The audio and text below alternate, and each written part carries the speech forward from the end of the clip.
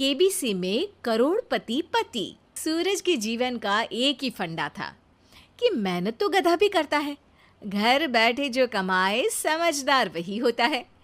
इसीलिए उसने कभी नौकरी ही नहीं ढूंढी। इस बात से हालांकि उसकी पत्नी शिखा बिल्कुल भी अग्री नहीं करती थी, पर फिर भी सूरज को समझाना बेकार था। टीवी में कैसे बनोगे करोड़पति का ऐड देखकर उसे लगा कि बस अब तो घर बैठे ही वो करोड़पति बन सकता है, और उसके पीछे उसने अपने सारे सोर्सेस एक्टिव कर दिए। 2 हफ्ते में उसके कलीग के साले के पड़ोसी के बेटे का सोर्स निकलता है जो कि उसे शो में पहुंचा सकता है, और सूरज उससे मिलने चला जाता है। अच्छा, तो हमें मुकेश जी बता रहे थे कि आप हमें शो में पहुंचा सकते हैं। हाँ, उसमें कोई तकलीफ नहीं है। मैं कल अगर कोशिश करूँ तो इसी महीने में आपका नंबर आ जाएगा। अरे ये तो बहुत बढ़िया हो गया। अच्छा, वो सिलेबस और क्वेश्चन पेपर का कोई जुगाड़ है क्या? हैं? उसका तो कोई जुगाड़ नहीं है। तो वो वाकई में कुछ भी पूछ सकते हैं? हाँ, वो तो बच्चन जी पर है, जो पढ़ते हैं वो पूछ लेते हैं। पहली कोशिश फेल होने पर अब सूरज के सामने एक बहुत बड़ा सवाल था कि आखिर जवाब कहाँ से लाए। तब शिखा ने एक सजेशन दिया, क्यों ना सूरज अपने चचेरे भाई सुमित से मदद मांगे, जो कि यूपीएससी की तैयारी कर रहा था। हालांकि इतनी मेहनत करना सूरज को समझ में नहीं आता था, पर कोई और रास्ता ना मिलने पर वो आखिर सुमित से बात करता है। अरे सुमित, हमारा कैसे बनोगे करोड़पति के लिए सिलेक्शन होने वाला है। तुम हमें थोड़े चिट बनाने में मदद करोगे क्या? अरे भैया, चिट बनाए तो सालों हो गए, उसमें हमारा एक्सपर्टीज नहीं है, बल्कि आप बोलो तो हम आपकी पढ़ने में ज़रूर मदद कर सकते हैं। हट, कैसी अनाप शराब बातें कर रहा है तू।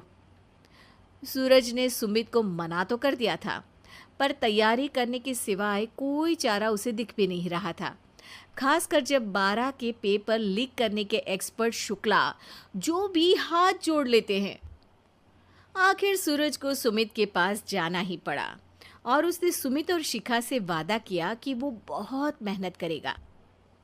1 महीने की तैयारी के बाद फाइनल हुआ कि शो से 1 हफ्ते पहले एक ट्रायल खेला जाएगा, जहां पर सारे रिश्तेदार ऑडियंस की जगह पर होंगे और शिखा सवाल पूछेगी। दूर दराज से भी रिश्तेदार आकर हाजिर हो गए देखने कि आखिर कैसे बनेगा सुमित करोड़पति।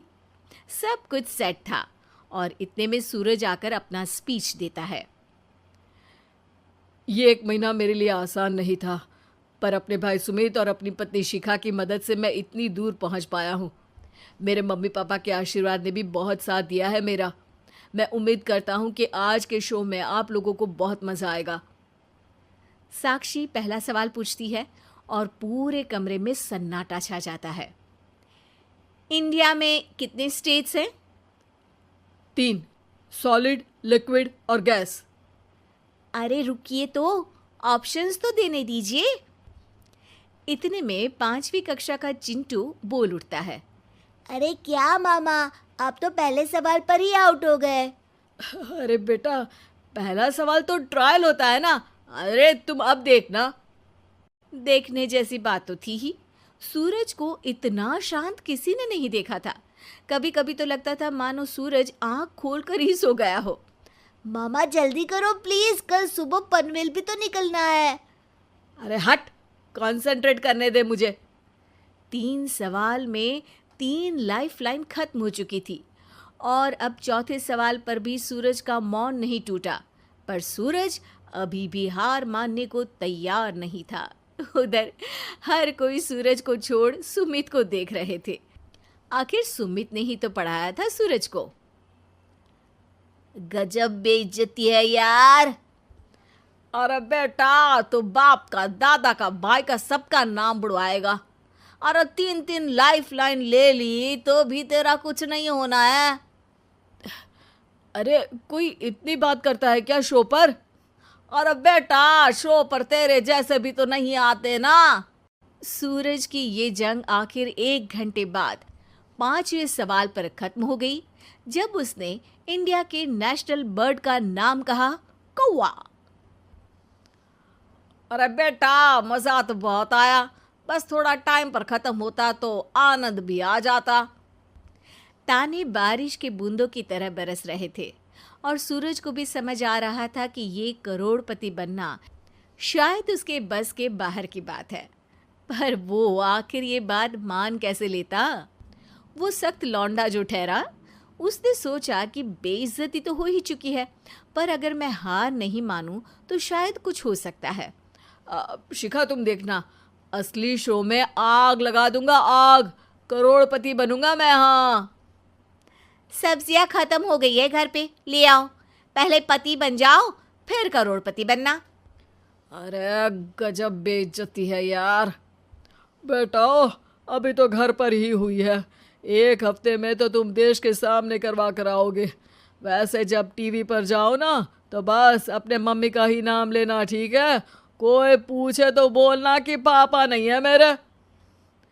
अरे पढ़ाई की, पेपर निकलवाए, इतने सारे लोगों को खाना खिलवाया, क्या फर्क पड़ा?